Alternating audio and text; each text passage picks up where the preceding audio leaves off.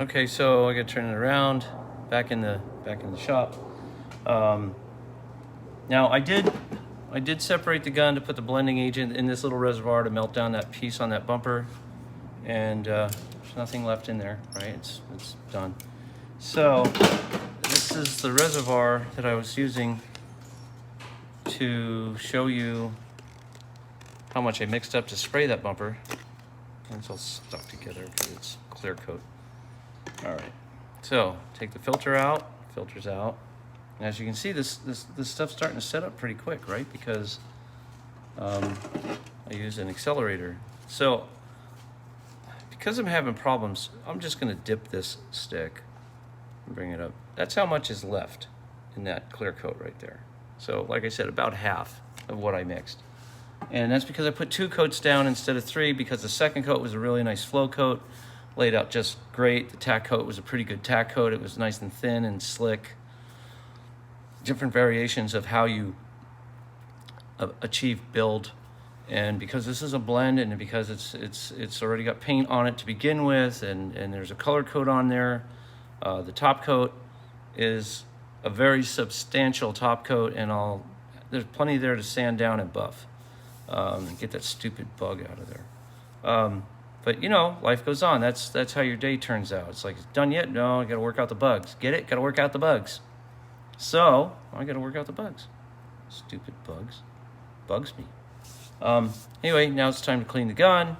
And the only thing I have to clean is the distance from here to here, which is, and I've measured this out before, it's if I filled it up with fluid completely, I think it is 1/2 ounce or 3/4 ounce of material.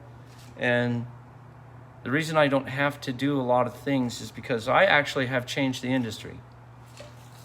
People didn't used to do this. People used to fill the whole cup up with solvent. They had a 55-gallon drum, and they would crank until they filled that whole cup up, put a cap on it, shake, shake, shake, shake, shake, and just stand in the driveway at the back of the shop and pull the trigger and blow a quart of cheap lacquer thinner through their gun, and then go back to the bench and take it apart and clean it and polish it all up and put it back together again. And 55-gallon drums used to be the norm in an auto body shop with a hand pump on it and a ground strap, and next thing you know, you needed a waste container, and there's this EPA guy standing there going, hello, where's that going and where are all the solids going? So nowadays, we have these clip-on plastic containers, and this is water-based material, so this is harmless, but I keep it. I don't throw it away.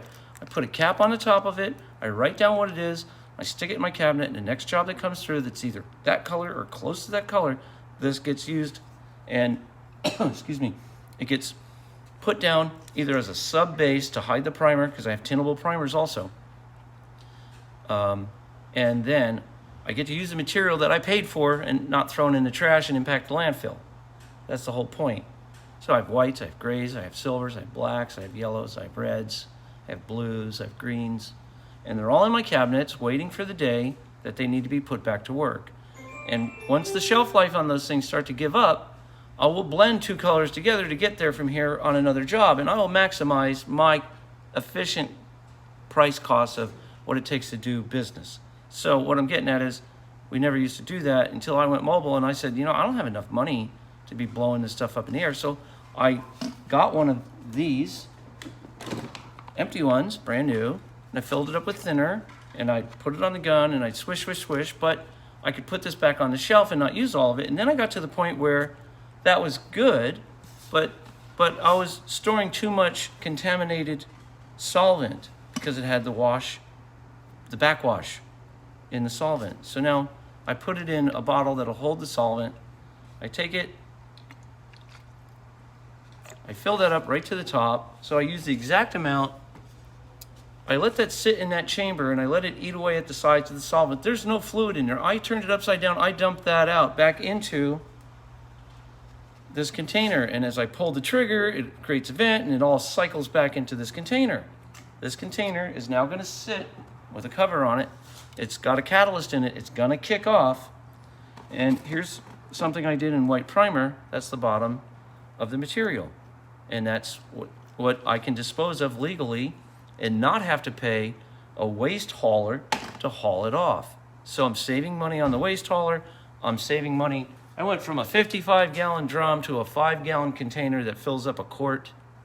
And that 5-gallon drum lasts me 3 months this way. And I do a lot of stuff. And when the guy came in here and says, show me how you do this, show me how you do that, from the state. He goes, you want to teach other people how to do this? I said, not really. I'll share my stuff. But he would go and walk around to all the different body shops. And this was the guy that came in and says, my boss wants to bill you an EPA. I said, for what? He says, you're an auto body shop. I said, yeah, but why? He goes, you're generating waste. I said, I am not. And I showed him step by step by step by step on how that, if I had waste that was generated, it's okay to tape up a car and spray a car with paint. And he said, yes. And I said, it's okay to get paint on that tape and paper, right? And he said, yes. And I said, it's okay for me to then wait for that paper to dry and take that paper off of that car and throw that in my trash receptacle. He says, yes, it's allowable. I said, so why can't I take that paper off that car, put it, sorry, got a screen issue, put it in my shop, in a box, clean my gun on that paper that's dried and has dried paint on it, and let my gun's cleaning application dry once more on that paper, and then throw it in the trash. It's the same step. He goes, oh, so that's how I get rid of my solids that are in the gun. The other solids go back into the container, and if they're activated, they will kick off solid like I just showed you. And if they're not activated, meaning a catalyzed system, they will stay liquid and I will reuse them. I do not throw away paint. And he, that's me thinking out of the box. And that's me getting around not paying a damn hazardous waste fee, having a manifest, having a 55-gallon drum with lacquer thinner, costing me trillions of dollars over the years. I eliminated it by these steps. And now I'm going to show you one more step. So my solids that got dumped into the container and then got reduced and it's leaking down, I even recycle the towels that I wipe the panels down to get them clean before I spray them. I recycle the towels. So now I have a towel that I've used. It's okay. It's not in the trash yet. It's got a second life. Pull the trigger. Pull the trigger. Now what am I doing? I'm emptying out all that solvent that's in there, right? Drip, drip, drip, drip, drip. I now have a towel that's got solvent on it to clean my damn gun. And I just took two things and made it into one.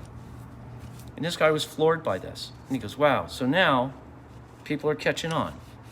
And people are going to catch on how to stop homelessness. People are going to catch on how they can have a job. And people are catching on how they can have a business and not even be there. Catch on. It's all good. Thank you. Like me, share me, subscribe me, please. I'm on a mission.